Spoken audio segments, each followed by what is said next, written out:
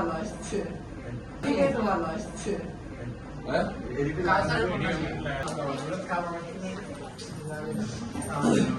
আচ্ছা দেখো,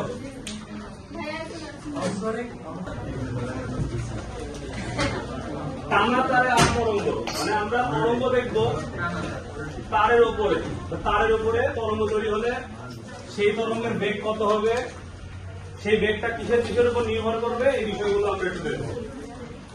তো ওকে দেখো, আমি ক্লাসে এই অধ্যায়ের শুরুতেই কিছু এক্সাম্পল যেমন দিয়েছিলাম শুরু থেকে।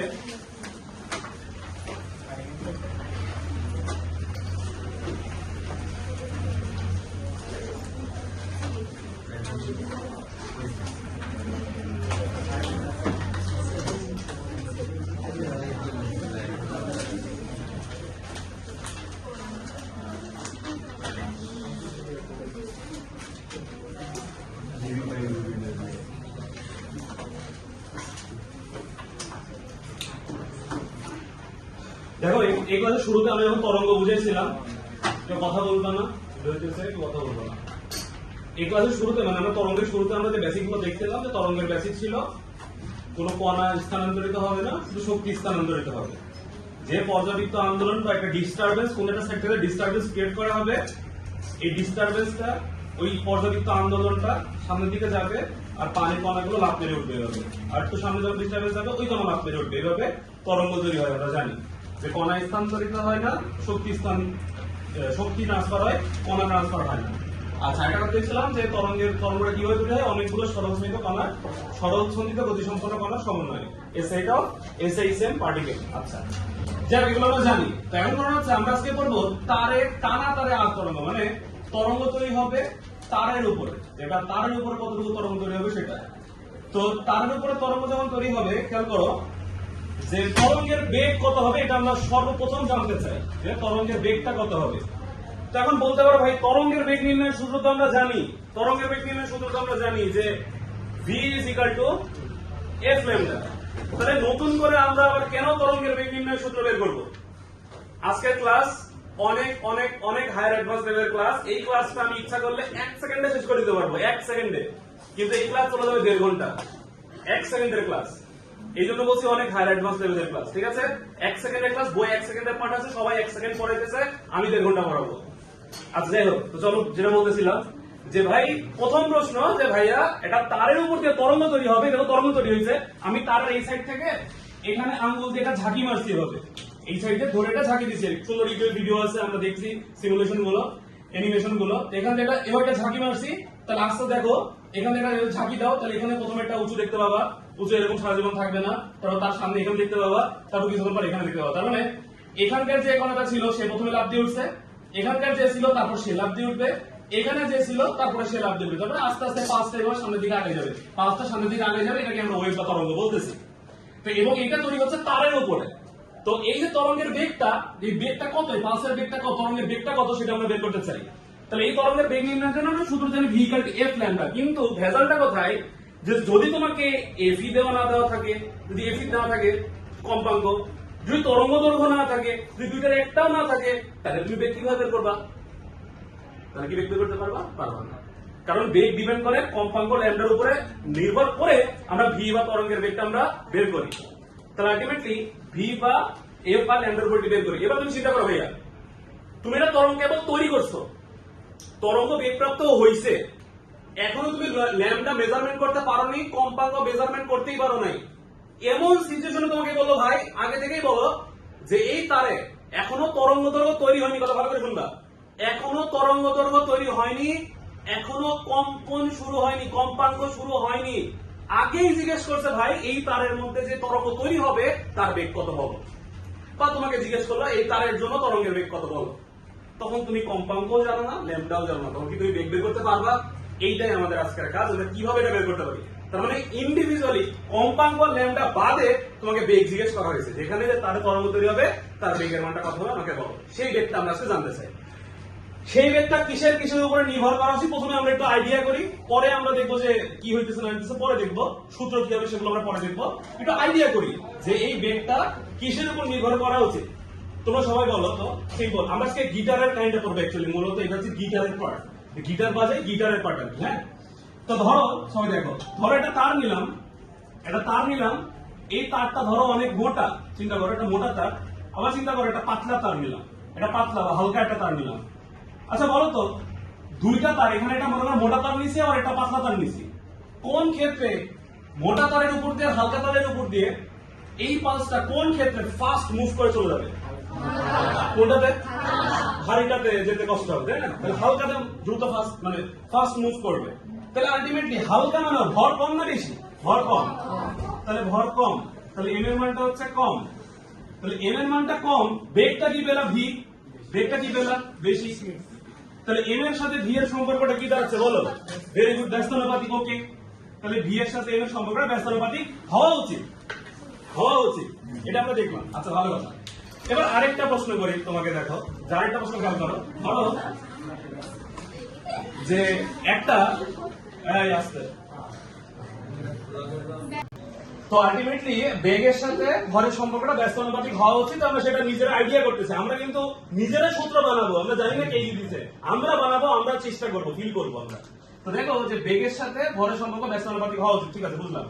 এবার সেকেন্ড কথা হচ্ছে যে ধরো একটা তার টান করে বাঁধা আছে, এখানে টান করে বাঁধা আছে। তোমরা খেয়াল করবা গিটারের যে তার আছে, যারা গিটার বাজে, তোমরা খেয়াল করবা যে কখনো গিটারের তার টাইট দেয়, খেয়াল করো টাইট দেয়, আবার কখনো একটু লুজ, তার মানে তার একসময় টান থাকে, আবার কখনো হালকা লুজ থাকে। আচ্ছা তোমাদের এই কমন সেন্স খাটাচ্ছি আমরা, এখন সূত্রের দিকে যাইনি, কমন সেন্স। একটা তার টান করে বাঁধা আছে, অনেক টান করে, টান বল অনেক বেশি, টান বল বেশি, অনেক টান করে বেঁধে রাখছো কোন একটা জায়গাতে, ধরো এখানে, আরেকটা জায়গায় এরকম হালকা করে বেঁধে রাখছো, এখানেও এরকম হালকা করে ঝুলে রাখছো, এখানে টান বল কম। বলো তো কোনটাকে টোকা দিলে বেশি নড়বে? উপরে টান বল বেশি, ওখানে হালকা টোকা দিলে টিং টিং করে এরকম কাঁপা শুরু করবে। এটা হালকা টোকা দিলে কিন্তু এরকম জিনিসটা হবে না। তাহলে কোন ক্ষেত্রে, বলো কোন ক্ষেত্রে তরঙ্গের বেগ বেশি পাবো আমরা? এখানে টোকা দিলে তরঙ্গ তৈরি হবে, কোথায় খুব বেশি বেগে পাঁচটা মুভ করবে, বেশি বেগে টান বল ওখানে। আচ্ছা তার মানে এখানে বেগ বেশি, গুড, বেগ বেশি। তাহলে সম্পর্কটা কি দাঁড়ালো? কি হওয়া উচিত সম্পর্ক? সমানুপাতিক। তার মানে ভি এর সাথে টান বল টি, ভি এর সাথে সম্পর্কটা কি দাঁড়ালো? সমানুপাতিক। তাহলে ভি এর সাথে টি এর সম্পর্ক, তাহলে ভি এর সাথে টি এর সম্পর্কটা হচ্ছে সমানুপাতিক, ঠিক আছে? এবার তাহলে ভি এর সাথে টি এর সম্পর্কটা উচিত সমানুপাতিক, তাহলে ভি এর সাথে টি এর সম্পর্কটা সমানুপাতিক হওয়া উচিত। এবার মজা করাচ্ছি ভাই, শোনো সবাই শোনো, ভি এর সাথে এম এর সম্পর্ক ব্যস্তানুপাতিক, ভি এর সাথে টি এর সম্পর্ক হচ্ছে সমানুপাতিক। আচ্ছা তাহলে দুইটা মিলাই যদি একসাথে সূত্র মিলিয়ে কি, তাহলে আমি তো কমন সেন্স দিয়ে এইটুকু, আমি একটা মানুষ, আমি এই সূত্র আবিষ্কার করতেছি এখন এখানে দাঁড়ায় থেকে, আমি এইটুকু পর্যন্ত ফিল করতে পারছি। ফিল করতে পারার পরে আমি কি বললাম, ও আচ্ছা সমানুপাতিক তুলে দিলে কি আসে? একটা কনস্ট্যান্ট। তোলার পরে আমি এম কে নিব কোথায়? নিচে, আর টি আছে কোথায়? ওপরে নিলাম। নেয়ার পরে আমি চিন্তা করছি ঠিক আছে চলো এবার সূত্র বানাতে যাই। কিন্তু সমস্যাটা হয়েছে কি ভাইয়া, প্রথম কথায় সূত্রটা এমন না, সূত্রটা কেমন তোমাদের একটু বলি, তাহলে তোমরা একটু আইডিয়া করতে পারবা। প্রথম কথা হচ্ছে সূত্রটা এরকম না, সূত্রটা হচ্ছে এরকম। প্রথম কথা, ধ্রুবকের মান 1, তাহলে 1 হলে আর লেখার দরকার নাই, টি থাকবে, নিচে এম এর বদলে মিউ আসবে, আর উপরে একটা রুট যাবে। এখানে কয়েকটা কোশ্চেন আছে, আর এই মিউ এর পরিচয় হচ্ছে এম তে ভর, হ্যাঁ ভরই নিছি, মিউ তে ভর, কিন্তু একক দৈর্ঘ্যে ভর, এখানে কয়েকটা কোশ্চেন। সবাই শোনো, যে কোশ্চেন উত্তর কেউ জানে না, এটা সবচেয়ে গুরুত্বপূর্ণ কথা। প্রথম কথা, ভাই রুট কেন হবে? টি বাই এম, সমস্যা কোথায়? রুট কেন নিতে হলো? টি এর উপর রুট, মিউ এর উপর রুট কেন নিতে হলো? দ্বিতীয় প্রশ্ন, এম রাখতাম, টোটাল ভরেই নিতাম তারের, কেন একক দৈর্ঘ্যে ভর নিতে হলো? 2 নম্বর প্রশ্ন। 3 নম্বর প্রশ্ন, কে এর মান কেন 1 হইল? কয়টা প্রশ্ন? 3টা প্রশ্ন আমার মনের মধ্যে, কারণ আমি শুধু আবিষ্কার করতেছি এখন দাঁড়ায় থেকে। তাহলে 3টা প্রশ্ন, তাহলে 3টা প্রশ্নের উত্তর আমাদের শুরু করতে হবে। যে ভাই প্রথম কোশ্চেন, রুট কেন হলো টি এর উপরে, মিউ এর উপরে। দ্বিতীয় কোশ্চেন, কনস্ট্যান্টের মান 1 কেন হলো, এবং তৃতীয় কোশ্চেন হচ্ছে এম না হয়ে একক দৈর্ঘ্যে ভর কেন হলো। 3টা কোশ্চেন। চলো 3টা কোশ্চেন উত্তর আমরা খোঁজা শুরু করি একটা একটা করে। সিম্পলি প্রথম ব্যাখ্যাটা দিয়ে আসি। প্রথম ব্যাখ্যাটা যে কেন রুট আসলো, আচ্ছা প্রথমে বুঝি। প্রথমে আপাতত একটু বিশ্বাস করলাম কে এর মান 1, ধরলাম কে এর মান 1, কে কেন 1 এটা পরে যাবো লাস্টে। প্রথমে এও বিশ্বাস করো যে এখানে হবে হচ্ছে টি বাই মিউ, মিউটা কি একক দৈর্ঘ্যে ভর, আচ্ছা তুমি চিন্তা করো ভাইয়া, তারের দৈর্ঘ্য মনে করো, তারের দৈর্ঘ্য মনে করো এল, এই টোটাল তারের দৈর্ঘ্য মনে করো এল, তাহলে এল দৈর্ঘ্যে ভর এম, তাহলে একক দৈর্ঘ্যে ভর কত হবে? M by L, M by l. L দৈর্ঘ্যে ভর দিয়ে আমাদের একক দৈর্ঘ্যে ভর কত? M by l. আমরা বলছি একক দৈর্ঘ্যে নিতে হবে, কেন ওটা তো ব্যাখ্যা কেন যায়নি, কেবল যাচ্ছি ব্যাখ্যা রুট কেন হলো ওই ব্যাখ্যায় যাচ্ছি। তাহলে টি 1 1 মিটার কত পেলাম? M by L. হ্যালো, এখন তাহলে একক দৈর্ঘ্যে ভর হচ্ছে এম বাই এল, একক দৈর্ঘ্যে ভর হচ্ছে এম বাই এল। তাহলে এবার দেখো তো এম বাই এল যদি হয় তাহলে আমি এখানে একটু বসাই। টি এর টি হচ্ছে টান বল, বললাম টান বল, টি টান বল, কত টান টান হয়েছে টান বল, টান বল, বল, বলের একক কি বলো? বলের একক হচ্ছে একটা হলো নিউটন, আর বলের আরেকটা হচ্ছে kg metre per second square. তার টান বল, বলের একক বসালাম kg metre per second square. Okay, mu হচ্ছে ভর, শুধু ভর না, একক দৈর্ঘ্যে ভর, that means mu is equal to কত? এম ডিভাইড বাই কত? এল। ভরের একক কেজি আর দৈর্ঘ্যের একক কি? মিটার। তাহলে মিটার উপরে গেলে কি হয়? KG per metre. তাহলে এখানে বসালাম কেজি পার মিটার। এবার খেয়াল করো ভাইয়া, কেজি কেজি কাটা, মিটার ইনভার্স উপরে গেলে কি শুধু মানে ইনভার্স তো থাকে না, উপরে গেলে তো ইনভার্স থাকে না, শুধু এম থাকে। তাহলে ওই এম আর এই এম গুণ করলে m square s to the power -2 কি equal to v equal to বেগের একক বের হচ্ছে। দেখো খেয়াল করো, বেগের একক বের হচ্ছে, বেগের একক বের হচ্ছে metre square per second square. বেগের একক কি? বেগের একক কি metre square per second square? বেগের একক কি? Metre per second. কি আসছে? সঠিক কি আসছে? তাহলে সঠিক করা উচিত। তখন চিন্তা করলো সঠিক করতে কি করা লাগবে? ও ভেরি গুড। তাহলে ভাই দেখো আমি সূত্রটা কি এরকম না লিখে প্রথম লাইন থেকে একটা রুট দিয়ে দিয়ে আসতাম, তাহলে স্কয়ার কেটে এখানে থাকতো কি মিটার, স্কয়ার কেটে কি থাকতো কি এখানে সেকেন্ড। তাহলে বেগের কি একক আসতো? তাহলে এই সূত্র তখনই সঠিক যখন বেগের একক বেগের এককই থাকবে, বেগের নতুন কোনো একক আসবে না, বেগের যেটা অরিজিনাল একক সেটাই আসবে। ওটাই তো আসলে বেগের একক, এটাই শুরু থেকে পড়ে আসছে। তাহলে তুমি যদি এইটা আনো, যদি রুট না দাও, তাহলে মিটার স্কয়ার, তাহলে এটা বেগের একক ভুল, তাহলে বেগের একক ভুল আসছে, তাহলে সূত্রটাও তখন কি আসবে? ভুল আসতেছে। তাহলে সূত্রকে সঠিক বানানোর জন্য মাস্ট বি, বেগের একক ঠিকঠাক থাকার জন্য মাস্ট বি কি লাগবে? রুট লাগবে। তাই মানে এই সূত্রের শুরু থেকে অবশ্যই কি হওয়া হচ্ছে? রুট। রুট দিয়ে শুরু করতাম তাহলে অ্যান্সার কি আসতো? ঠিকঠাক আসতো। তাহলে মাস্ট বি রুট ছাড়া হবে না, কি আসতে হবে? রুট। কথা বুঝতে পারছি? তাহলে মাস্ট বি রুট আসলেই কিন্তু তোমার এককটা কি থাকছে? ঠিকঠাক থাকছে, ত্রুটিপূর্ণ আসছে না। তাহলে একক ঠিকঠাক রাখার জন্য মাস্ট বি কি আসতে হবে বলো? রুট। ক্লিয়ার কথা? তাহলে রুট কেন আসলে বুঝতে পারছো? আচ্ছা, এবার আরেকটা দেখা, আরেকটা কি জানো বললাম? একক দৈর্ঘ্যে ভর কেন? এবার যদি চিন্তা করো ভাইয়া, ধরো যে দুইটা তারের দৈর্ঘ্য, একটা তারের দৈর্ঘ্য 20 মিটার, ধরো অ্যালুমিনিয়ামের তার মানে একটা তার স্ট্রিং, আরেকটা তারের দৈর্ঘ্য মনে করো 5 মিটার, দুইটারই ভর সেম, এর ভরও 20 কেজি, এর ভরও 20 কেজি, দুইটারই ভর সেম। তুমি বলো তো ভাই, দুইটা তারের দৈর্ঘ্য দুই রকম, দুইটা তারের দৈর্ঘ্য ভালো করে বুঝবা, দুইটা তারের দৈর্ঘ্য দুই রকম, ভর সেম। এবার আমি দুইটাকে এভাবে ঝাঁকি দিলাম, তার তরঙ্গ তৈরি হবে। কমন সেন্স কি বলে? দুইটাতে কি একই রকমের তরঙ্গ তৈরি হবে? একই রকমের তরঙ্গ তৈরি হবে? কখনোই না, দুইটাতে ভিন্ন রকম তরঙ্গ তৈরি হবে। কিন্তু তাইলে তুমি যদি ভর নিয়ে হিসাব করো, তুমি তো সূত্র পেলে ভি সমান টি বাই এম, তুমি প্রথমে সূত্র চিন্তা করছিলে এম হবে, তুমি এম চিন্তা করতা, তাহলে বেগের মান কি সেম আসতো না? কিন্তু বাস্তবে কি সেম আসবে? দুইটা তারের দৈর্ঘ্য আলাদা, ছোট বড়, টি এর মান সেম, ধর টান টান বাতাসে সেম, ভর সেম, দুইটা তারের দৈর্ঘ্য আলাদা, দুইটাতে সেম সেম তরঙ্গ বেগ কখনোই আমরা পাবো না বাস্তবে। কিন্তু তুমি যদি এম রাখতা, তাহলে 20ই বসাইতা, এই তারের জন্য 20 বসাইতা, এই তারের জন্য 20 বসাইতা, তাহলে কি তুমি বেগের মান সেম পাইতা না ভিন্ন পাইতা? বলো, সেম পাইতা। যদি ভর 20 বসাইতা, দুই ক্ষেত্রে এম এর মান 20 বসাও, তাহলে বেগের মান কি পাবা? সেম। কিন্তু বাস্তবে তো সেম আসবে না। তাহলে এবার কি সমস্যার সমাধান করা যায়? তখন বললো কি যে ভর না, তুমি চিন্তা করো 20 মিটারে ভর কত? 20 কেজি, তাহলে 1 মিটারে ভর কত হবে? 20 বাই 20, তার মানে কত কেজি? 1 কেজি। তার মানে একক দৈর্ঘ্যে 1 মিটারে একক দৈর্ঘ্যে ভর কত? 1 কেজি। এবার নিচেটায় আসো, 5 মিটারে ভর কত? 20 কেজি, তাহলে 1 মিটারে ভর কত? 20 বাই 5, কয় কেজি?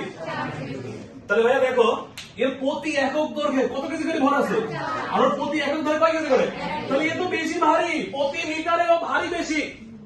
বেগ কি হবে কম, তো দুই ক্ষেত্রে বেগ কি সেম পাবো, ভিন্ন পাবো না। সঠিক হিসাব নিকাশ করছি, কি করলেন একক কনভার্ট করলেন, কয় কেজি কনভার্ট করলেন, এই জন্য আমরা এম বসে কি বসে একক দৈর্ঘ্যে বসে। ক্লিয়ার কথা, কেন একক দৈর্ঘ্যে ক্লিয়ার। তাহলে এই জন্য আমরা এখানে এম মানে কি লিখছি একক দৈর্ঘ্য, মানে কয়টা লেখা গেল, রুট কেন আসলে সেটা গেল, একক দৈর্ঘ্যে কেন হলো সেটা গেল, কনস্ট্যান্টের ভ্যালু লাস্টে বাড়াইবো। কনস্ট্যান্টের ভ্যালুতে যাওয়ার আগে এই রুট আসার আরেকটা প্রসেস এখন শেখাবো, আরেকটা হায়ার অ্যাডভান্স লেভেল, যেটা অ্যাডমিশনের জন্য খুবই বেশি গুরুত্বপূর্ণ। চলো সেটা শিখি।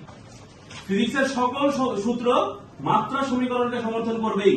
মাত্রা সমীকরণ মানে কি বোঝাচ্ছি, ধরো যে মাত্রা সমীকরণ মানে বেগের মাত্রা যেটা, নতুন সূত্র বানানোর পরও বেগের মাত্রা তাই থাকতে হবে। কথা বলতে পারছি, বেগের মাত্রা সেটাই থাকতে হবে, যদি চেঞ্জ হয়ে যায় তার কোনো সূত্রে ভুল হয়েছে। যেমন একক নিয়ে যেটা বললাম, সেম ভাবে বেগের মানে ইয়ের ক্ষেত্রেও। যেমন মাত্রা দিয়ে কিভাবে বের করা যায়, প্রথমে একটা ছোট্ট এক্সাম্পল দিয়ে তোমাদের বোঝাই। ধরো প্রথমে গতিশক্তি দিয়ে বোঝাই। গতিশক্তির সূত্র হচ্ছে ইকে সমান হাফ এমভি স্কয়ার, এটা আমরা জানি। কিছুক্ষণের জন্য ধরে নাও গতিশক্তির সূত্র তুমি চেনো না, গতিশক্তির সূত্র তুমি চিনো না। আচ্ছা এটা বলো তো, যার ভর বেশি তার গতিশক্তি কি হবে, কম। যে হালকা সে জোরে দৌড়াবে তার গতিশক্তি কি হবে, বেশি হবে। তার মানে ভরের সাথে গতিশক্তির একটা সম্পর্ক আছে কি নাই, ওকে। তাহলে ভরের সাথে গতিশক্তি ইকের একটা সম্পর্ক আছে, বুঝলাম। যার বেগ বেশি তার গতিশক্তি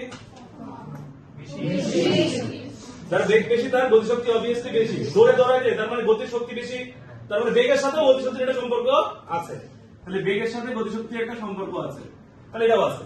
কিন্তু এবার আমার মনের মধ্যে প্রশ্ন, সূত্র আনবো, এই সূত্রটা আমি কিভাবে লিখবো, ইকে সমান এম বাই ভি লিখবো নাকি M square by V square লিখবো। আমি কিন্তু আগেই বলছি গতিশক্তির সূত্র আমি চিনি না।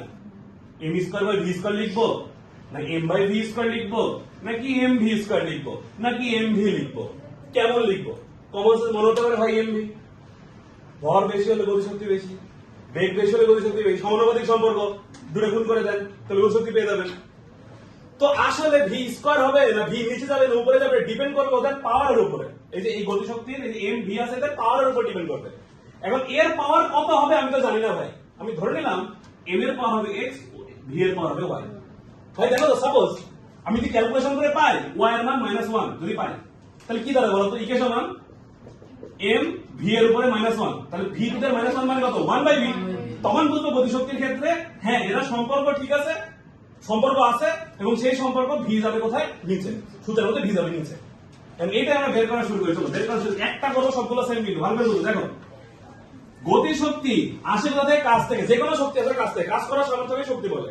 তাহলে আমরা শক্তি পাই হচ্ছে কাজ থেকে। তাহলে কাজের সূত্র কি, W Fs cos θ। তো থিটার তো কোনো মাত্রা নাই, কোণের মাত্রা নাই, তাহলে শুধু Fx। বলের মাত্রা কি, m l t ইনভার্স 2। কেন তোমরা জানো আশা করি, সূত্র কি জানো, F m a। m ভরের মাত্রা বড় হাতের m, আর ত্বরণের মাত্রা l t ইনভার্স 2। l টা দৈর্ঘ্য t তে কি সমান, বলের মাত্রা m l t ইনভার্স 2।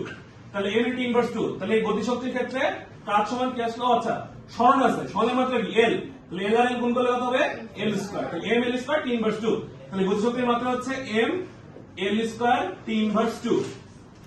এবার আসো ভর, এই ছোট এই যে ভরের মাত্রা কি, বড় হাতের m, বেগের মাত্রা কি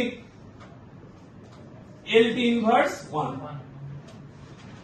তাহলে l t ইনভার্স 1। সবাই তো দেখো ভাইয়া, বেগের মাত্রা l t ইনভার্স 1 লিখছি, মাথার উপর কি আছে, y ধরছি না, আমি ধরেছি যে m আর v এর মান, মানে উপরে পাওয়ার কত হবে জানি না, তাই ধরে নিছি কত, x আর y। তাহলে m এর উপরেও কি আছে, একটা x। আচ্ছা ভালো কথা। এবার দেখো একটু আমরা সহগ সমীকৃত করব। তাহলে m l square t inverse 2 সমান m to the power x, l এর উপরে y, l two the power y, t এর উপরে -y। এবার একটু খেয়াল করো ভাই, দেখো সহগ সমীকৃত, সেম জিনিস। সহগ সমীকৃত মানে সেম জিনিসকে আলাদা করা। দেখো m আছে, m আছে, m এর মাথার উপরে কত আছে, x, এখানে m এর মাথার উপরে কত আছে, 1। তাহলে m আর m নিয়ে কাজ করো, তাহলে এখানে x এখানে 1, তার মানে x ইকুয়াল টু কত, তাহলে x এর মান 1 পেলাম। এবার একটু খেয়াল করো, l এর উপর কত আছে, y, এখানে l এর উপর আছে কত, তার মানে y সমান কত, 2। তাহলে খেয়াল করো ভাইয়া, x এর মান কত, 1, y এর মান কত 2। ওকে ওকে, তাহলে এই আমাদের মূল সমীকরণ ছিল x এর মান 1 হবে, y এর মান 2 হবে।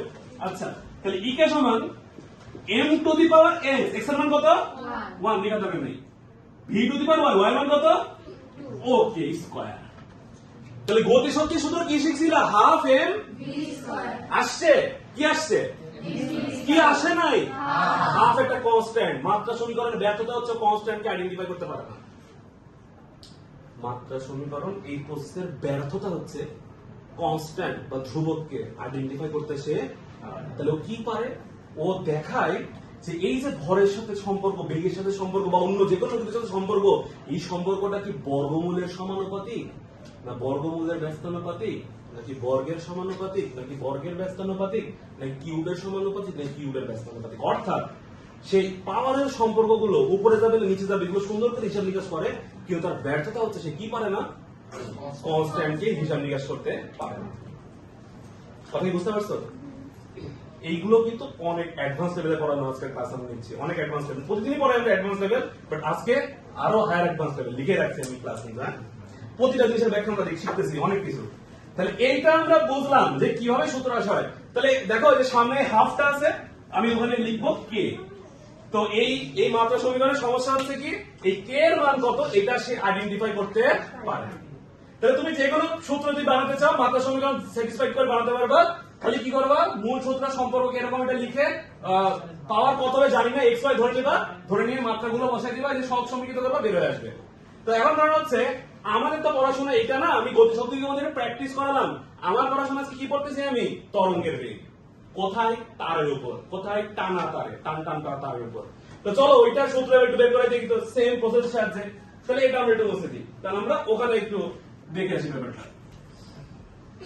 আচ্ছা, এখন খেয়াল করো যে প্রথমে কিন্তু তোমরা একটা জিনিস বুঝছিলা, তোমরা একটা জিনিস কিন্তু বলছিলা, এই দেখো তোমরা একটা জিনিস বলছিলা যে বেগের সাথে সম্পর্ক, বেগের সাথে সম্পর্ক ভারী হলে বেগ কমে যাবে, তাহলে ভরের সাথে সম্পর্ক কি, ব্যস্তানুপাতিক বলছিলা তোমরা।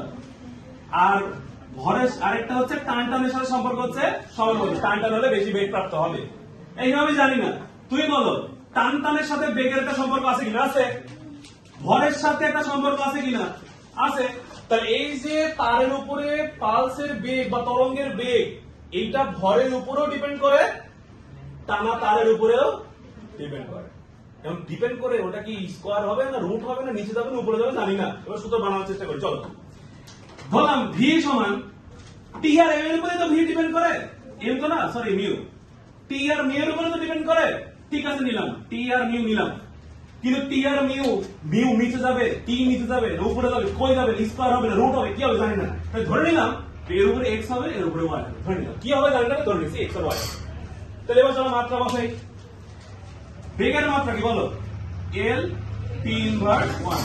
আচ্ছা, টান বলের মাত্রা কি একটু আগে বের করলাম, টান বল বা বলের মাত্রা এম এল টি ইনভার্স 2, তাহলে এম এল টি ইনভার্স 2, মাথার উপর কি আছে একটা এক্স। আচ্ছা এবার আসো মিউ, এই মিউ মানে কি, M by L, M by L একক দৈর্ঘ্যে ভর, তাহলে ভরের মাত্রা বড় হাতের এম আর দৈর্ঘ্যের মাত্রা বড় হাতের, তাহলে এম ডিভাইড বাই বড় হাতের এল, মাথার উপর কি আছে একটা ওয়াই। আচ্ছা ভালো, এবার আসো এম এর উপরে এক্স, তাহলে M to the power x, L এর উপরে এক্স, তাহলে L to the power x, t to the power minus 2, t to the power minus 2x, m এর উপরে ওয়াই, এল এর উপরে ওয়াই না কিন্তু সেটা মাইনাস ওয়াই। ওকে, আর এই পাশে আছে এল টি ইনভার্স 1। ভাই এটা জিনিস খেয়াল করো, এখানে এম আছে, এখানে কি এম আছে, তাই জন্য আমি লিখবো এম টু দি পাওয়ার 0। বলো কোনো সমস্যা আছে? কোন কিছুর পাওয়ার 0 থাকা মানে সেটা নাই, মানে 1, কোন কিছুর পাওয়ার 0 থাকা মানে এটা 1। তাহলে এখানে মনে মনে এটা 1 ছিল, 1 এর বদলে আমি কি লিখছি এম টু দি পাওয়ার 0। কেন লিখছি এবার বুঝবা, এবার তাকাও তাকাও, গুণের সময় পাওয়ার কি হয়, যোগ হয়, এম এর উপরে এক্স, এম এর উপরে ওয়াই, এম আর এম গুণ করলে পাওয়ার কি হবে, যোগ, তাহলে একবারে কি হবে M to the power X plus Y. Very good, এবার আসো এল, এখানে এল এক্স মাইনাস ওয়াই, তাহলে এল টু দি পাওয়ার গুণের সময় পাওয়ার যোগ হয়, এক্স মাইনাস ওয়াই, যোগ করলে কত হবে, আর টি টু দি পাওয়ার কত আছে মাইনাস 2, থাকলো কোনো কাজ নেই। তাহলে M to the power 0 L T to the power minus 1। ভাই তাকাও দেখো এম এর উপর কত আছে, এখানে কত আছে, তার মানে এক্স প্লাস ওয়াই, যোগ করলে কত হবে, আর টি টু দি পাওয়ার কত আছে মাইনাস 2, থাকলো কোনো কাজ নেই। তাহলে m to the power 0 l t to the power -1। ভাই একটু তাকাও দেখো m এর উপর কত আছে, এখানে কত আছে, তার মানে x plus y is equal to কত 0। তাহলে x ইজ ইকুয়াল টু কত -y। আচ্ছা থাকলো l এর উপরে এখানে x মাইনাস y, এখানে l এর উপরে মনে মনে কত আছে, তার মানে x minus y is equal to কত 1। তাহলে এবার বলো তো x এর মান কত, তাহলে x এর মান -y বসাই দিই, -y সমান 1, তাহলে -2y সমান 1, তাহলে y সমান কত -half। তাহলে y এর মান পেয়ে গেছো, y এর মান যদি উপরে বসাও -half, তাহলে এই মাইনাস আর এই মাইনাসে প্লাস, তাহলে কি থাকে হাফ। তাহলে x এর মান কত পেলা বলো হাফ, আর y এর মান কত পেলা। এইবার মূল সমীকরণের সূত্রের মধ্যে বসাই দিই কি আসে, তাহলে v সমান t to the power x, x এর মান কত হাফ, মিউ এর মান y, তাহলে mu two the power y, mu এর মান কত, মিউ এর মান হচ্ছে -half। এই তুমি বলো √2 সমান কি লেখা যায়, রুট তুলে দিলে কি লেখা যায়, বলছি আমি এই রুট মানে হাফ না, কিউব রুট মানে কত 1/3। ওকে তাহলে আলটিমেটলি দেখো t to the power half তার মানে কি √t, mu two the power half মানে রুট, বাট মাইনাস হলে কই যাবে নিচে, তার মানে √t বাই, তাহলে v সমান √t বাই v পেয়েছি। তাহলে আমরা সূত্র পেয়ে গেছি আরেকটা, তাহলে এটা আমরা দেখলাম, তাহলে আগে একটা ব্যাখ্যা দিলাম, এটা একটা ব্যাখ্যা দিলাম।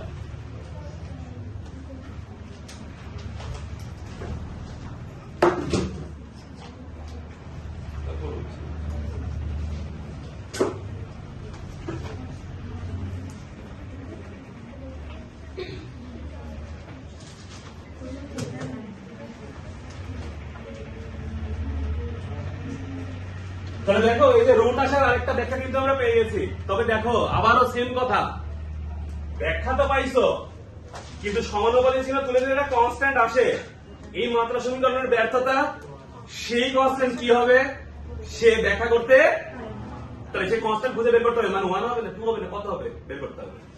তো এইটুকু আমরা শিখলাম, চলো আমরা পরের প্রসেসে যাই। বুঝে দিলাম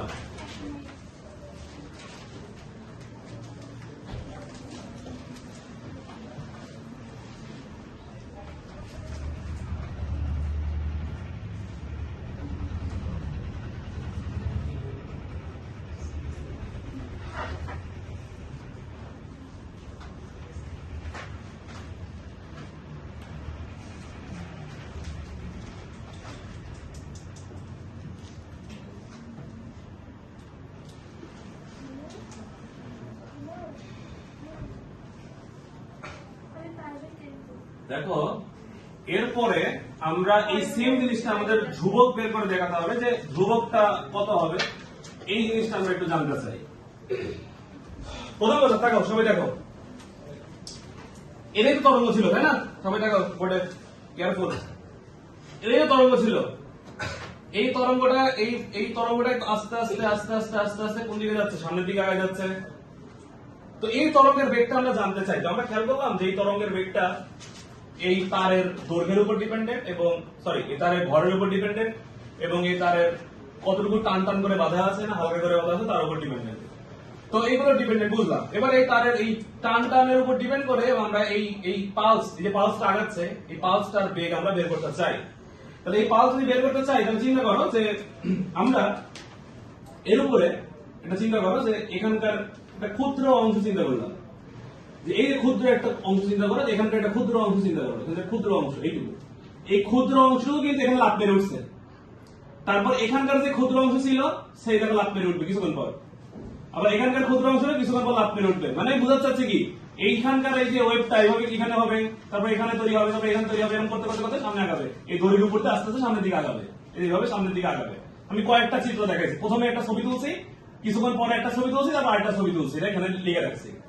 এখন ধরো হচ্ছে দেখো যে এই যে এখান থেকে ছোট্ট অংশ কেটে নিলাম, এই কাটা অংশটা বেগ আমি বের করলে আমার কাজ হয়ে যাবে। বলতে ভাইয়া এই জিনিস তো সামনে আগাবে না, এরা তো একই জায়গায় আপডাউন করে, সরলচন্দিত গতি, তরঙ্গ তো সামনে ফ্লো করে না, তাহলে আপনি এই জিনিসের বেগ কিভাবে বের করবেন? আমরা এখানে একটা অনেক হায়ার অ্যাডভান্স লেভেল একটা থিওরি খাটাবো। কি খাটাবো তোমাকে একটু বলি, কিভাবে খাটাবো তোমাকে বলি, শোনো। আচ্ছা বলো, ধরো এই স্থির আছে, ও সামনে ফ্লো করছে, কথা ভালো করে শুনবা, অনেক অ্যাডভান্স কথা, ভালো করে শুনবা। এ এখানে স্থির আছে, এই যে এই টেবিলটা এখানে স্থির আছে, এখানে স্থির আছে, সেম ভাবে ও স্থির আছে, মিলাও, ও স্থির আছে, এ স্থির আছে। আমি 2 মিটার পার সেকেন্ড বেগে আগাচ্ছি সামনের দিকে। আমি যদি পিছনে তাকাই তাহলে ওকে এখন কি দেখবো, ওখানে আছে। আমি একটু যদি আগাই আরো পিছাই গেল না, আরো যদি আগাই কি দেখবো, আরো পিছাই গেছে। আমার কাছে কি ফিল হবে, ও আমার থেকে দূরে সরে যাচ্ছে, আমি সামনে যাচ্ছি, ও কই যাচ্ছে, আমার থেকে দূরে যাচ্ছে, কিন্তু ও কি যাচ্ছে আসলে কার সাপেক্ষে, আমার সাপেক্ষে। এটাকে বলা হয় আপেক্ষিক বেগ। আমি যাচ্ছি, ও স্থির, বাট আমি দেখবো কি ও আমার থেকে পিছায় যাচ্ছে, দূরে যাচ্ছে। এই বেগটা হচ্ছে আপেক্ষিক বেগ। আপেক্ষিক বেগ মানে একজনের সাপেক্ষে আরেকজনের বেগ। তুমি ওকে কি দেখবা, স্থির, আর আমিও কি দেখবো জানো, ও আমি যাচ্ছি 2 মিটার পার সেকেন্ড বেগে। আমি যদি 2 মিটার পার সেকেন্ড বেগে, আমি দেখবো ও 2 মিটার পার সেকেন্ড বেগে উল্টা দিকে যাচ্ছে। ধরো আমি 2 মিটার পার সেকেন্ড বেগে বামে যাচ্ছি, আর ও 2 মিটার পার সেকেন্ড বেগে ডানে যাচ্ছে, আমার থেকে পিছায় যাচ্ছে। এটা কি বলে, আপেক্ষিক বেগ। তাহলে সেম কাজটা আমরা এখানে করবো। এই পালসটা ঠিকই সামনে যাচ্ছে, এই পালসটা ঠিকই ধরো সামনে যাচ্ছে, কিন্তু আমি চিন্তা করব এইটা আমার থেকে কোথায় যাচ্ছে, পেছনে। তাহলে ধরো এইটা যদি সামনে ভি বেগে যায়, তাহলে এইটা কোন দিকে যাচ্ছে, ভি বেগে বামে যাচ্ছে। এই যদি ভি বেগে ডানে যায়, তাহলে ভি বেগে কোথায় যাচ্ছে। তাহলে আমি যদি এইটাকে মানে এইটার অ্যানালাইসিস করে বেগ বের করতে পারি, তাহলে ওইটাই হবে আসলে এর বেগ। আমি আবার কথা রিপিট করছি, এখানকার অ্যানালাইসিস করে যদি আমি এইটুকের বেগ বের করতে পারি বা আইডিয়া করতে পারি, তাহলে ওই বেগটাই হবে এই পালসগুলোর বেগ। কারণ ও আমি যাচ্ছি 2 মিটার পার সেকেন্ড বেগে ডানে, আর ও যাচ্ছে সেম ভাবে 2 মিটার পার সেকেন্ড বেগে বামে আমার সাপেক্ষে। কথাই বোঝাতে পারছি? তাহলে ওইটাই আমরা বের করবো। তবে কিভাবে বের করা যায় দেখি। এবার দেখো, শোনো, এইটুকু বোঝাতে পারছি মানে আমার কাছে, যার কিছু নাই। এবার শোনো, এই যে ছোট্ট যে পার্টটুকু আছে, এই ছোট্ট পার্টটুকের ভরকে বললাম ডিএম, আর এই ছোট্ট দৈর্ঘ্যকে বললাম ডিএল। যারা ডিফারেন্সিয়েশন করছো, অন্তরীকরণ করে, তারা জানো যে ক্ষুদ্র ক্ষুদ্র অংশকে লেখা হয় কি, ডিএক্স, ডিওয়াই, এগুলো সব কি মিন করে, ক্ষুদ্র অংশ। তাহলে এই ক্ষুদ্র অংশগুলোকে আমরা ডিএক্স, ডিওয়াই দিয়ে প্রকাশ করি। তাহলে যে ক্ষুদ্র যে পার্টটুকু নিচ্ছি, টোটাল তারের মধ্যে ক্ষুদ্র একটা তার, যে তারের একটা ক্ষুদ্র অংশ, এইটুকু মার্ক করে দিলাম, এই যে এই পার্টটুকু, এই ক্ষুদ্র অংশটুকুকে আমরা কি বলতেছি, ডিএল, আর ওর ভরকে কি বলতেছি, ডিএম। তাহলে দেখো, ডিএল দৈর্ঘ্যের ভর, ডিএল দৈর্ঘ্যের ভর হচ্ছে ডিএম, কিন্তু আমার কাজ কতটুকু দৈর্ঘ্য নিতে হবে, 1 মিটার, 1 মিটার। তাহলে একক দৈর্ঘ্যের ভর কত হবে, dm divide by dl is equal to কি দ্বারা প্রকাশ করি, এটাকে মিউ দ্বারা। এই একক দৈর্ঘ্যের ভরকে আমরা কি দ্বারা প্রকাশ করি, মিউ। তাহলে বলো তো আড়াআড়ি গুণ করলে কি লেখা যায়, DM is equal two mu into DL, এটা লেখা যায়। আচ্ছা লিখে রাখলাম। এখন খেয়াল করো ভাইয়া, মূল কথা এবার আসি। এবার আসো সেই নিউটনের বলবিদ্যার একটা কথা। কোন একটা বস্তু যদি বৃত্তপথে ঘুরতে চায়, কোন একটা বস্তু যদি বৃত্তপথে ঘুরতে চায়, তাহলে এটা বল লাগবে। বলের নাম কি, কেন্দ্রমুখী বল। কেন্দ্রমুখী বল ছাড়া কোন বস্তু বৃত্তপথে ঘুরতে, বৃত্তপথ হোক, অর্ধবৃত্তাকার পথ হোক, প্যারাবলিক হোক, যেরকম হোক না কেন, কার হলেই তাকে কেন্দ্রমুখী বলের যোগান দিতে হবে, নাহলে সে বৃত্তপথে ঘুরতে পারবে না। তাহলে এখানেও দেখো তো, এখানে একটা কোণা চিন্তা করো, সে মনে করো যে এই যে মুভ করতেছে, এগুলো কি একটা পালস, এই পালস গুলো কি বৃত্তাকার না? তাহলে এই যে মুভ করবে, তারও তাহলে মুভ করতে হলে অবশ্যই একটা বল লাগবে, যে বলের নাম হচ্ছে কেন্দ্রমুখী বল। কারণ এইটা সোজা পথ, এটা কি বৃত্তাকার। অর্থাৎ বুঝতে পারছো? তাহলে মাঝে কি বল লাগবে, কেন্দ্রমুখী বল। এবার কেন্দ্রমুখী বলের সূত্র কি, এফ সিপি সমান এম ভি স্কয়ার বাই আর। কেন্দ্রমুখী বল এমনি এমনি আসে না, কেন্দ্রমুখী বল যোগান দিতে হয়। এটা আমরা অনেক পড়ছি, এই ক্লাসে পড়ানো আমরা আগে অনেক পড়ছি। তাহলে কেন্দ্রমুখী বল যোগান দিতে হয়। প্রশ্ন হচ্ছে এখানকার যোগানদাতা কে, চলো খুঁজে দেখি এখানকার যোগানদাতা কে। এই যে ছোট্ট একটা পালস, এই ছোট্ট পালসকে আমি অনেক বড় করে একটু আঁকি। দেখো তোমাদের বোঝানোর জন্য আমি ছোট্ট পালসকে একটু বড় করে আঁকলাম। এই ছোট্ট পালসটাকে বড় করে আঁকছি, এই ছোট্ট পালসকে অনেক বড় করে আঁকলাম। এবার শোনো ভাইয়া, এটা জিনিস খেয়াল করো। ধরো একটা দড়ি, ধরো একটা দড়িকে এরকম করে টান টান করে বেঁধে রাখছি, টান টান করে ধরে রাখছি এইভাবে। দেখো সবাই, এই যে টান টান করে এইভাবে ধরে রাখছি, দুই দিক থেকে টানা হচ্ছে, যে এই দিক থেকে টান, এই দিক থেকে টান টান করে ধরছি। এবার ধরো সামাও কেউ একজন এই মাঝখান থেকে উপরে টেনে ধরলো, তাহলে মাঝখান থেকে যদি টেনে ধরে এইভাবে, এবার টেনে ধরে, তাহলে জিনিসটা এরকম হবে না? এবার টানটা কি এরকম যাবে না, টানটা এরকম হবে না? এরকম এরকম বোঝা যাবে? এটা এই দিকে টান, এই দিকে টান, তার মানে জিনিসটা কেমন হবে? এই যে এরকম এরকম, বুঝতে পারছো ব্যাপারটা? তাই টানটা কিন্তু যাবে এই বরাবর, তার মানে বুঝতে চাচ্ছি তারটা টান হবে, একটা টান যাবে এই স্পর্শক বরাবর এইদিকে টি, আর টান কি বরাবর বলো? এই বরাবর, এই যে টি, এটা টান টি, এটা টান টি, এই এটা টান। তাহলে এই দুই দিকে টান থাকবে তখন, বুঝতে পারছো ব্যাপারটা? বুঝতে পারছো যে এরকম করে এরকম টান, এই যে একটা টান, এই ধরনের টান, দুইটা টান থাকবে। আচ্ছা বুঝলাম। এবার এই যে বৃত্তটা, এই যে টোটাল বৃত্ত অর্ধবৃত্ত ছিল তার এটা মনে করো সেন্টার বললাম, এটা গোল বৃত্ত এতখানি, তার সেন্টার ধরো এটা, এটা হচ্ছে সেন্টার। তাহলে এই সেন্টারকে আমি একটু আমার কিছু সুন্দর ক্যালকুলেশনের জন্য আমি একটু এটা জয়েন করে দিলাম, যাতে আমি হিসাব নিকাশ গুলো করতে পারি। এটা জয়েন করলাম, এই জয়েন করলাম। এবার আসলে জিনিস খেয়াল করো ভাইয়া, এটা তো মধ্যবিন্দু, মিডিল পয়েন্ট, যদি মিডিল পয়েন্ট হয়ে থাকে তাহলে এটা একটু মিলাই দিই। এই মিডিল পয়েন্ট যদি হয়ে থাকে তাহলে যাতে এখানে একটা কোণ তৈরি হয়, এই কোণের নাম হচ্ছে থিটা। এইটা যে থিটা কোণ হয়, তাহলে এই বরাবর যে এখানে কোণটা হবে এইটাও হবে থিটা। প্রশ্ন কিভাবে সম্ভব? ভালো করে শুনবে, এবার খেয়াল করো, এই জায়গায় মূল কথা যে কিভাবে সম্ভব, এখানেই মূল কথা। দেখো এই অ্যাঙ্গেল থিটা হলে এই অ্যাঙ্গেলও থিটা, কিভাবে দেখো, তাকাও। তোমরা জানো কিনা আমি জানি না, যদি স্পর্শক যে থাকে, এই যে বৃত্তের যে স্পর্শক থাকে, সেখানে যদি একটা রেখা টানো স্পর্শক সাথে, সেটা সবসময় লম্ব হয়, অর্থাৎ 90 ডিগ্রি হয়। তোমাদের ম্যাথের পার্ট এটা বৃত্তে পড়ে থাকার কথা, যে স্পর্শকের উপর লম্ব, তাহলে স্পর্শক কিন্তু 90 ডিগ্রি কোণ করে থাকে। তো আলটিমেটলি দেখো, এই যে লাল কালারের স্পর্শ আর নীল কালারের রেখা, এর মধ্যবর্তী কোণ হবে 90 ডিগ্রি। বুঝতে পারছো? এবার আসো একটা কথা সবাই একটু দেখতে পারো, দেখো তো, এই সবুজ রেখা, এই লাল রেখা আর এই কালো রেখা একটা ত্রিভুজ। দেখো আমার আঙুল খেয়াল করো, দেখা যায়? দেখা যায় কি এটা ত্রিভুজ দেখা যাচ্ছে? আচ্ছা, এটা ত্রিভুজ যদি হয়, তোমরা বলো তো, ধরো এই একটা ত্রিভুজ, এটা 90 ডিগ্রি কোণ, এটা 30 ডিগ্রি কোণ, তাহলে এটা কত ডিগ্রি হবে? ওকে, এবার বলো তো, এই 6 থেকে 90 থেকে 30 বাদ দিয়ে পাইছি? অবশ্যই বাদ দিয়ে পাইছি। 90 থেকে 30 বাদ দিয়ে তো 60 পাইছি। তাহলে বলো তো, এটা 90, এটা 30, এটা 60, তাহলে 90 থেকে 30 বাদ দিলে 60। আচ্ছা, যদি 30 না হয় থিটা হয়, তাহলে এখানে কি হবে? 90 মাইনাস থিটা। 90, 30, 60, তাহলে 90 থেকে 30 বাদ দিয়ে পাচ্ছি, 90 থেকে থিটা বাদ দিলে কত পাবো? যে কোণটা পাবো। তাহলে এইটা 90, এইটা থিটা, তাহলে এই কোণটা কত হবে? 90 মাইনাস থিটা। ওকে, ভেরি গুড। এবার আসো তো ভাইয়া, তাকাও, এই উপরের কালো থেকে এই কালো পর্যন্ত এই অ্যাঙ্গেলটা কত ডিগ্রি দেখো তো? 90 ডিগ্রি। তাহলে এবার আসো, এই অ্যাঙ্গেলটা একটু আঁকি, দেখো, এইটা, এইটা আর এইটা, দেখো এইটুকু কত পাইছো? 90 মাইনাস থিটা, এই যে এইটুকু 90 মাইনাস থিটা। আর টোটালটা কত ডিগ্রি? এই টোটাল 90 ডিগ্রি থেকে যদি 90 মাইনাস থিটা বাদ দিই, তাহলে এই অ্যাঙ্গেলটুকু পাবো। টোটাল 90 থেকে যদি কতটুকু বাদ দিই? এইটুকু কত? 90 মাইনাস থিটা বাদ দেই, তা 90 মাইনাস 90 মাইনাস মাইনাসে প্লাস থিটা, কাটাকাটি করলে কত থাকে? তাহলে এই থিটা, তাহলে এটা থিটা হলে এটা থিটা, ঠিক আছে? তাহলে এই দেখো, এই পার্টটুকু আমরা থিটাই পাচ্ছি। তো এটা দেখাই দিলাম, সমস্যা নাই। যদি একটা জিনিস বুঝতে কারো অসুবিধা হয়, আমরা সিএম ফিজিক্স ইউটিউবে ছেড়ে দেবো, আরেকবার দেখে নিবা, একবার রিপিট দেখবা, বুঝে যাবো, সমস্যা নেই। তাহলে এই যে এখানে দেখো 90 মাইনাস থিটা, তাহলে ওখানে থিটা অ্যাঙ্গেলই হবে। ওকে, এইটা কেন শিখতেছি ভাইয়া? দেখো, এবার বলো, দেখো এইটা টি, টান বল, টান বল ভেক্টর রাশি, টান বল ভেক্টর রাশি, এইটা থিটা, তাহলে বলো এটা কি হবে? টি, কি থিটা? cos theta. আর অন দ্য আদার হ্যান্ড কি হবে? sin theta. ওকে, তাহলে সেম কাইন্ড এখানে হচ্ছে, দেখো এটা লাল কালারের ভেক্টরটা টি, সে x অক্ষের সাথে কত কোণ করছে? থিটা। তাহলে এই বরাবর কি হবে বলো?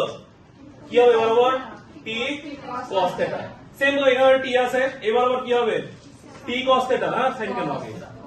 এটার জন্য টি cos থিটা। এবার টি cos থিটার লম্ব দিকে কি আসবে? টি sin থিটা। ওকে, তাহলে ঠিক এই বরাবর এই যে কাজ করবে একটা টি sin থিটা। এই টি cos থিটা থাক, এদিকে টি sin থিটা, আবার এই টি cos থিটা, তার জন্য আবার একটা এই টি এর জন্য টি cos থিটা, যেখানে এটা কোণ থিটা, এই টি থিটা টি cos থিটা, তার আবার এদিকে আরেকটা টি sin থিটা। তাহলে কয়টা টি sin থিটা? ভাইয়া টি, এগুলো কি বল আর এগুলো কি বলের উপাংশ? তাহলে টি sin থিটা, দুইটা টি sin থিটা আছে, দুইটা টি sin থিটা এই বৃত্তের কেন্দ্রের দিকে কাজ করছে নাকি করছে না? আমরা জানি কেন্দ্রের দিকে যে বল থাকে সেটাই কেন্দ্রমুখী বলের যোগানদাতা। কেন্দ্রের দিকে যে বল থাকে সেটাই কেন্দ্রমুখী বলের। তাহলে কেন্দ্রের দিকে কে আছে? t sin θ আছে। কয়টা আছে? ওকে, তাহলে 2t sin θ হচ্ছে কেন্দ্রমুখী বলের। ঠিক আছে, তাহলে 2t sin θ সমান লিখছি। তাহলে 2t sin θ ইকুয়াল টু কত হবে বলো? fc। এই কাজ হয়ে গেছে। 2t sin θ এর স্থানে লিখলাম আমি θ, আর fcp কেন্দ্রমুখী বল বের করার সূত্র কি? mv²/r।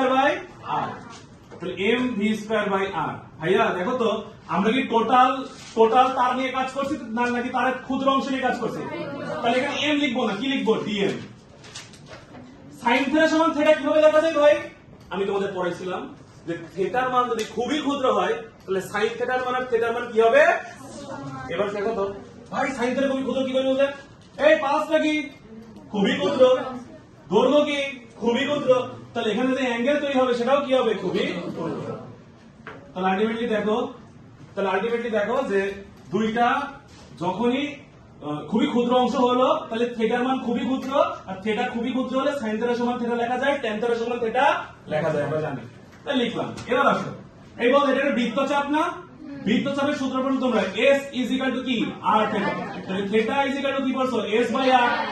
এবার দেখো তো ভাইয়া এইটুকু বৃত্তচাপের, এই যে এইটুকু বৃত্তচাপের দৈর্ঘ্য কত ধরছি আমি? dl। তার মানে θ সমান dl ডিভাইড বাই r। এই যে r হচ্ছে ব্যাসার্ধ, তাহলে এই যে অর্ধবৃত্ত এখান থেকে এইটুকু হচ্ছে ব্যাসার্ধ, আর এই সমস্ত এইটুকু r, এইটুকু হচ্ছে r ব্যাসার্ধ। তাহলে দেখো এই যে এইটুকু r বুঝতে পারছো? এই যে বৃত্তের এখান থেকে এই পর্যন্ত কি ব্যাসার্ধ না? এই বৃত্তের অর্ধবৃত্তের এখান থেকে এইটুকু কি ব্যাসার্ধ না? তাহলে ব্যাসার্ধ r। তাহলে r কি সমস্যা ভাই? দেখো তো এই দেখো খেয়াল করো, এই যে আমি তো এই পার্ট নিয়ে কাজ, এক পার্ট নিয়ে কাজ করতেছি। দেখো এই কারণে থিটাটা হচ্ছে এক সাইডের থিটা, টোটালটা হচ্ছে 2 θ, এইটুকু θ এইটুকু 2 θ, আমি এইটুকু নিয়ে কাজ করছি θ। তাহলে দেখো তো এখানে কি টোটাল অর্ধবৃত্ত আছে না অর্ধবৃত্তের অর্ধেক আছে? দেখো তো, তাহলে টোটাল তারের দৈর্ঘ্য dl, তাহলে অর্ধেকের দৈর্ঘ্য কত? dl/2। গুড, তাহলে এখানে হবে dl/2। তাহলে dl/2, তাহলে থিটা সমান dl/2r। থিটা সমান dl/2r। তাহলে এখানে বসাও।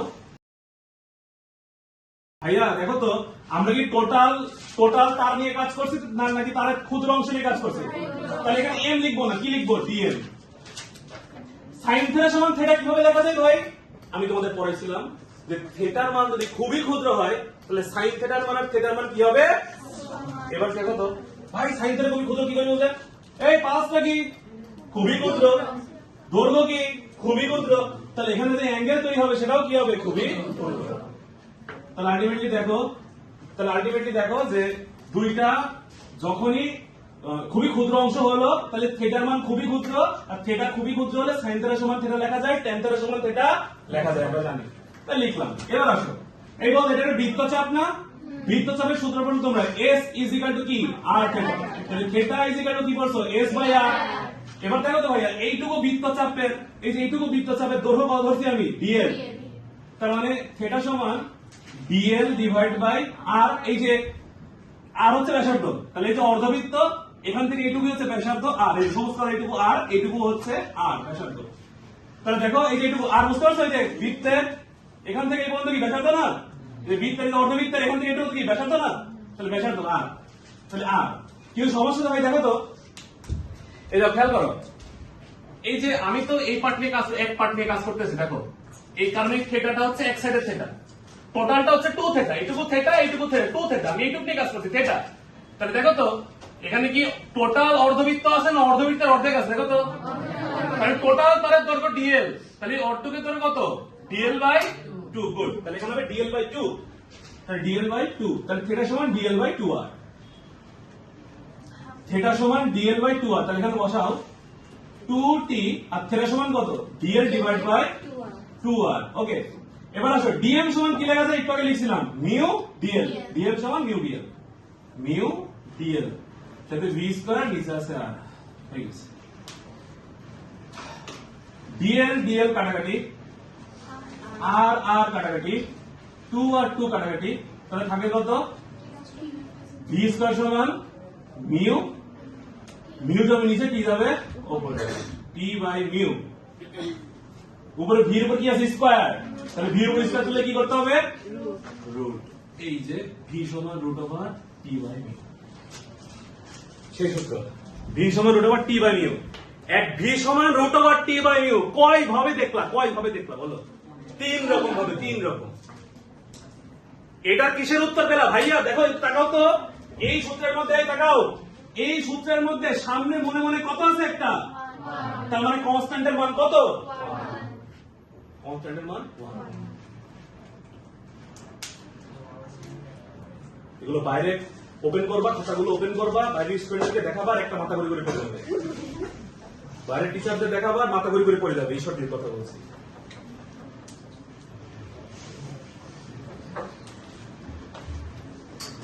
ওকে, সূত্র ক্লিয়ার তাহলে?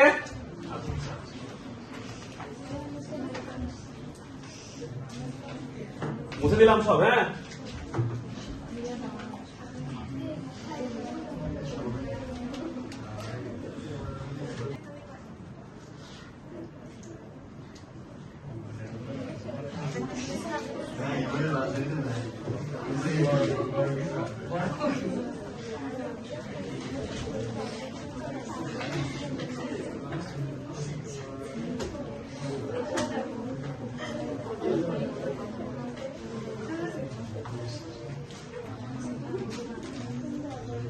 আচ্ছা শোনো, এইটুকু পর্যন্ত আমরা শিখলাম। এবার একটু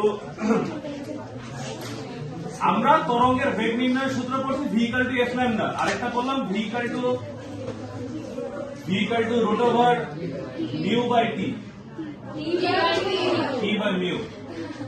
কিউট সূত্র এটা, টি বাই মিউ, ছোট্ট একটা সূত্র, root over T by mu. এই শোনো তো, এই দুইটা সূত্রের তাহলে মূল পার্থক্য কি দেখলাম আমরা? এই সূত্র খালি কম্পাঙ্ক আর তরঙ্গ দৈর্ঘ্য থাকলে সেই তরঙ্গের বেগ বের করতে সাহায্য করে, আর যদি কম্পাঙ্ক আর তরঙ্গ দৈর্ঘ্য না থাকে তাহলে আমাদেরকে তারের ভর, তারের টান করে কি কেমন টান করে বাঁধা, সেগুলোর উপর ডিপেন্ড করে ওই তারের বেগে কত হবে, তরঙ্গ বেগ কত হবে সেটা আমরা বের করতে পারি। তাই এটা একটা, এটা আরেকটা, দুইটা দুই রকম কারণে আবিষ্কার করা বা দুই রকম কারণে আমরা শিখছি। এখন ধারণা হচ্ছে যে এই সূত্র যদি এখানে বসাই, অবশ্যই ওই এই দেখো, এই দুইটা সূত্রই তারের জন্য প্রযোজ্য হবে, দুইটা সূত্রই। তাহলে দুইটা সূত্র তারের জন্য প্রযোজ্য হলে ভি এর এখানে root over T by mu বসাই দিই, টি বাই মিউ যদি বসাই তাহলে কি থাকে এফ বাই ল্যামডা, তাহলে এফ সমান কি থাকে ল্যামডা নিচে পাঠাও, তাহলে 1 বাই ল্যামডা কি আছে এখানে root over T by mu. তাহলে এই কিন্তু একটা সূত্র এফ সমান, এই এটা গুরুত্বপূর্ণ সূত্র। এই সূত্র আবার কিভাবে কাজে লাগবে দেখো, এফ সমান 1 by lambda root over T by mu. এই সূত্রের দিকে একটু তাকাও সবাই, খেয়াল করো। ধরো একটা তরঙ্গ আছে,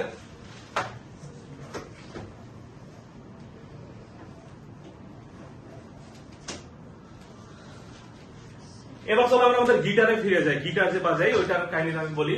তোমরা কখনো খেয়াল করছো কিনা আমি জানি না, যে গিটার যখন বাজায়, খেয়াল করবা যারা গিটার বাজায়, কখনো এই আঙ্গুল দিয়ে একটা ব্লক করে, এই আঙ্গুল দিয়ে ব্লক করবো, এই আঙ্গুল দিয়ে ব্লক করবো, দুই তিনটা আঙ্গুল একসাথে ব্লক করে, খেয়াল করছো? দুইটা আঙ্গুল একসাথে ব্লক করে কিন্তু তারপরে বাজায়, খেয়াল করছো? তুমি দেখছো কখনো? কি কাহিনীটা হয় একটু বোঝাই। দেখো, ধরো এটা টানা তার, ভেতাগা সবাই, এই একটা টানা তার টান করে বাঁধা আছে, এরকম টান করে বাঁধা আছে। এই জায়গাটা মতো কিছু দেখবে, একটু টান করে বাঁধা আছে। এবার তো কাঁদিল, এরকম করে কাঁপবে, স্থির তরঙ্গ তৈরি হবে। এই আমরা সব কি বলছি, এগুলো কিন্তু সব স্থির তরঙ্গ ছিল, টান করে বাঁচছিল, স্থির তরঙ্গ না। এবার টুকা দিবে, ওই দিক থেকে বদ্ধ প্রান্তে বাধা পেয়ে নিজ দিয়ে প্রতিফলিত ফিরে আসবে স্থির তরঙ্গ, বদ্ধ ক্ষেত্রে। ওটাই করতেছিলাম তখন কিন্তু। তাহলে এখন খেয়াল করো, যেখানে বাধা দিই তাহলে এখানে বদ্ধ ক্ষেত্রে স্থির তরঙ্গ তৈরি হবে। তাহলে কিরকম স্থির তরঙ্গ তৈরি হবে? এই তারটাকে দেখবে একবার এরকম করে আপ ডাউন উপরে চলে যাচ্ছে, আবার তারটাকে দেখবে এরকম আস্তে আস্তে এইভাবে নিয়ে চলে যাচ্ছে, এরকম করে তরঙ্গ তৈরি করছে। ভাই দেখো তো, এরকম তরঙ্গ তৈরি করার সময় ধরো এরকম করে একটা তরঙ্গ তৈরি হচ্ছে, যে এইভাবে, এটা তরঙ্গ এভাবে তৈরি হচ্ছে। এখন এবার তরঙ্গ এবার উপরে যাবে, ঠিক ওই তরঙ্গ আবার এরকম নিচে আসবে, আবার এরকম উপরে যাবে, আবার এরকম নিচে আসবে। এটাই হচ্ছে, দেখো একবার উপরে যাবে, এই তারটুকু একবার উপরে যাবে, একবার নিচে আসবে। সর্বোচ্চ বিস্তার এটা কি নোড, নিস্পন্দ বিন্দু, এটা হচ্ছে সুস্পন্দ বিন্দু। আচ্ছা, এখন খেয়াল করো তো, যদি কেউ এই জায়গায় আঙ্গুলে ধরে রাখে দিয়ে এবার টুকা দেয়, তাহলে কি উপরের দিকে এমন হবে না? পরের চিত্রটা কি হবে মনে হয়? দেখো তো, পরের চিত্রটা এমন হবে না? দেখাই তোমাদের,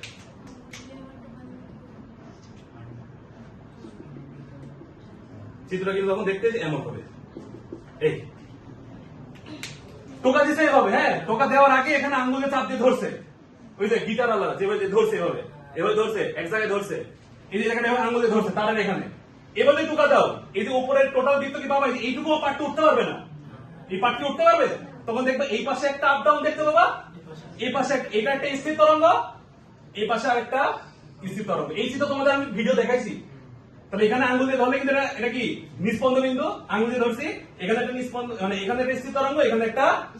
এবার ধরো যে 3 জায়গায় আঙ্গুল দিয়ে ধরো, যদি কি হবে তাইলে গিটার আলাদা 3 জায়গায় লম্বা স্ট্রিং কে 3 জায়গায় যদি আঙ্গুল দিয়ে ধরে, এটা লম্বা স্ট্রিং কে এখানে একটা আঙ্গুল দিছে, এখানে একটা আঙ্গুল দিছে, এখানে একটা আঙ্গুল দিছে, তাহলে কি হবে বলো, এইটুকু একটা স্থির তরঙ্গ হবে, এখানে আরেকটা স্থির তরঙ্গ হবে, এখানে একটা স্থির তরঙ্গ হবে, আবার এখানে একটা, এরকম 4টা স্থির তরঙ্গ তৈরি হবে। বুঝতে পারছো ব্যাপারটা? তাই বুঝতে পারতেছো? এবার দেখো তো, এখানে তোমরা সবাই জানো যে তরঙ্গটা যদি এমন হয়, তরঙ্গ যদি এমন হয় তাহলে তরঙ্গ দৈর্ঘ্য ল্যামডা, এখান থেকে এইটুকু কি, তাহলে টোটাল যদি ল্যামডা হয় তাহলে এইটুকু কি ল্যামডা বাই 2, তাহলে এখানে কি আছে বলো, ল্যামডা বাই 2। আচ্ছা এখানে ল্যামডা বাই 2 কয়টা আছে, এখানে ল্যামডা বাই 2, এখানে ল্যামডা বাই 2, কয়টা ল্যামডা বাই 2 আছে, ওকে। এখানে তারের দৈর্ঘ্য এল ডিএল, তারের দৈর্ঘ্য এল, আচ্ছা এল, তারের দৈর্ঘ্য এখানে এল, এখানে তারের দৈর্ঘ্য কত এল, এখানে টোটাল এল এর মধ্যে আমি লিখতে পারি এল সমান ল্যামডা বাই 2, লিখতে পারি কিনা, তাহলে ল্যামডা সমান কি আসে 2l। এখানকার ক্ষেত্রে টোটাল এল সমান ল্যামডা বাই 2, ল্যামডা বাই 2 কয়টা আছে, তাহলে 2 ল্যামডা বাই 2, তাহলে ল্যামডা সমান কি লেখা যায় 2l বাই 2, 2 উপরে যাবে একটা 2 নিচে আসবে, 2l বাই 2। তিনটা যেখানে তৈরি হয়েছে এখানে কি হয় বলো, ল্যামডা বাই 2, ল্যামডা বাই 2, তিনটা 4টা, কয়টা আসবে 4 ল্যামডা বাই 2 সমান কত হবে, টোটাল ধরো কত l, তাহলে ল্যামডা সমান কি আসবে 2l বাই 4, 2l বাই 4 আসবে। তাহলে বিভিন্ন ক্ষেত্রে ল্যামডার মান আসছে কিরকম, বিভিন্ন রকম। এবার শোনো, এটা হচ্ছে মূল সূত্র, সবাই দেখো এবার, এটা হচ্ছে মূল সূত্র। এবার যদি একটা এরকম এরকম সিচুয়েশন তাকাও, একটা ল্যামডা বাই 2 যদি তৈরি হয়, সেক্ষেত্রে এল এর মান কত আসছে, সরি ল্যামডার মান কত আসছে 2l, তাহলে 1 ডিভাইড বাই ল্যামডার মান আসবে হচ্ছে 2l root over T by mu. তারপর এর সমান পরে যখন দুইটা অর্ধ তরঙ্গ তৈরি হয়েছে, মানে দুইটা স্থির তরঙ্গ তৈরি হয়েছে, ল্যামডা বাই 2, ল্যামডা বাই 2, তাহলে কয়টা ল্যামডা বাই 2, দুইটা ল্যামডা বাই 2, এখানে ল্যামডার মান কত আসছে 12 বাই 2। আচ্ছা তাহলে এখানে ল্যামডার মান আসবে 1 ডিভাইড বাই 12 বাই 2, এই 2 কোথায় যাবে উপরে, তাহলে 2 divide by 12 root over T by mu, এটা f1 এটা f2। আচ্ছা এরপরে f3 সমান, তারপরে যদি এরকম তিনটা তৈরি হয় তাহলে কত হবে, 2 এর জায়গায় হবে 3 divide by 12 root over T by mu, এরকম চলতে থাকবে ডট ডট ডট, এরকম করতে করতে এরকম f n সমান n divide by 12 root over T by mu, এই এরকম চলতে থাকবে। যদি বলে 100টা এরকম ল্যামডা বাই 2 তৈরি হলে কি হবে, তখন এর মান হবে 100। আচ্ছা এবার আসো মূল কথা যেটা বলেছিলাম, গতদিন শেখাইছি সুর, স্বর, সমমেল, হারমোনিক, এগুলো গতদিন শেখাইছি, উপসুর এগুলো শিখাইছি না? এবার খেয়াল করো ভাই, প্রতিটা ফ্রিকোয়েন্সি আলাদা আলাদা একটা করে সুর, সবাই মিলে স্বর। এবার খেয়াল করো ভাই, যদি দেখাও, যদি গিটারে এরকম ওয়েভ তৈরি হয়, স্থির তরঙ্গ এমন তৈরি হয়, মানে যদি এরকম 2 জায়গায় আঙুল দিয়ে ধরে এরকম যদি তৈরি হয় গিটারে, তাহলে সে এমন কম্পাঙ্কের আওয়াজ পাবে। যদি গিটারের 3 জায়গায় আঙুল দিয়ে ধরে এভাবে, তাহলে এরকম 2টা স্থির তরঙ্গ তৈরি হবে, তাহলে এরকম একটা ফ্রিকোয়েন্সির সাউন্ড তুমি শুনতে পাবা। যদি গিটারে এমন ধরনের সাউন্ড তৈরি হয়, এরকম ভাবে 4 জায়গায় আঙুল দিয়ে ধরে তারপরে গিটার বাজায়, তাহলে তুমি চারটার জন্য দিই নাই, তাই না? এটা 3টার জন্য, তাহলে 3টা ধরে 3টা, তাহলে 3টা স্থির তরঙ্গ তৈরি হয় 3 জায়গায় আঙুল দিয়ে ধরে, তাহলে এরকম ফ্রিকোয়েন্সির একটা সাউন্ড তুমি শুনতে পাবা। তাহলে দেখো 3 জায়গায় আঙুল দিয়ে ধরার কারণ, বাজানোর কারণ কি, বিভিন্ন ফ্রিকোয়েন্সির আওয়াজ যেন আমরা শুনতে পাই। প্রথমে 2 আঙুল দিয়ে ধরছে, এই আওয়াজ পাইলা, তারপর 3 আঙুল দিয়ে ধরছে, এই আওয়াজ পাইলা, তারপর আবার 3 আঙুল থেকে 2 আঙুল ধরলো, তার মানে কি তোমার কম্পাঙ্কের টিউনটা চেঞ্জ হচ্ছে কিছুক্ষণ পর পর, তখন শুনতে ভালো লাগে, দেখেন সময় আগে টিউন বাজাচ্ছে। বুঝতে পারছো সিদ্ধি? এখন ঘটনা হচ্ছে, তো এইভাবে টিউন গুলো এইভাবে সুন্দর করে কিন্তু তৈরি হয়।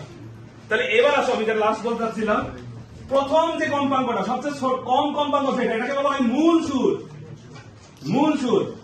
মূল সুর বাদে বাকি যা আছে সব হচ্ছে উপসুর। এবার দেখো দেখো এই F2 হচ্ছে প্রথম উপসুর, প্রথম উপসুর, আর সবগুলো মিলে আছে স্বর। এবার সাথে খেয়াল করো, এটা 2 গুণ, এটা দেখো 1/2 t/√μ, এটা সব জায়গায় কমন আছে না, 12 এটা কমন, এগুলো কমন, তাহলে চেঞ্জ হচ্ছে কি 2 গুণ 3 গুণ এরকম করে 4 গুণ 5 গুণ। তাহলে যে সরল গুণিতক গুলোকে বলা হয় হচ্ছে হারমোনিক বা সমমেল। তাহলে এই দেখো এটা হচ্ছে টোটাল ফ্রিকোয়েন্সি 1 গুণ এইটুকু, এটা 2 গুণ এইটুকু, 3 গুণের সাথে এইটুকু, 4 গুণের সাথে এইটুকু, তাহলে এগুলো হচ্ছে সরল গুণিতক। যদি সরল গুণিত প্রথম কম্পাঙ্কের সাথে বাকিগুলো যদি সরল গুণিতক আকারে যায় ওদেরকে বলা হয় সমমেল। তাহলে এই যে এটা হচ্ছে প্রথম সমমেল। বলতে ভাই এটা প্রথম কেন, ভাই 1 গুণ, এটাও একের গুণিতক, তাই প্রথম সমমেল বা হারমোনিক। তারপর এটা কি দ্বিতীয় হারমোনিক বা দ্বিতীয় সমমেল। তারপর এটা কি তৃতীয় সমমেল। আচ্ছা যেটা তৃতীয় সমমেল সেখানে কিন্তু দ্বিতীয় উপসুর, প্রথম উপসুর, F3 কি দ্বিতীয় উপসুর। ম্যাথ করতে যেন জ্ঞানজাম না হয়, আমি সব বুঝে লিখে দিলাম একবারে। এই